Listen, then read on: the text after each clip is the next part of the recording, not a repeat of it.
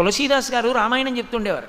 చెప్తుంటే ప్రతిరోజు గుర్రం మీద వెళ్ళిపోతుండేవాడు జమీందారు కాశీపట్టణంలో. చూసి నవ్వేవాడు గుర్రం ఆపి. తులసీదాస్ గారు వచ్చి కూర్చోండి అన్నగారు. అంటే ఆయన నీకు పనా పాడా, నీలా పని లేని వాళ్ళని కొంతమందిని చేరేస్తావు, వాళ్ళకి రామాయణం అంటావు, వాళ్ళు వింటూ ఉంటారు. నాకెందుకు జమీందారుని, ఆ గంట ఉంటే ఇంకో 1000 రూపాయలు సంపాదిస్తానని నవ్వుతూ వెళ్ళిపోయాడు. అలా వెళ్ళిపోయిన జమీందారు ఇంటికి తులసీదాస్ గారు వెళ్ళారు.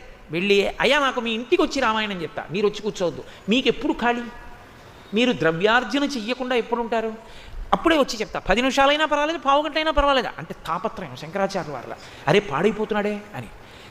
వినండి అన్నారు. ఇప్పుడు ఎక్కడ కుదురుతుంది చూద్దాంలే. మళ్ళీ వెళ్ళారు. నవ్వి అన్నాడు, వచ్చే ఏడాది రండి అన్నాడు. ఖచ్చితంగా ఏడాదికి తులసీదాస్ గారు వెళ్ళారు.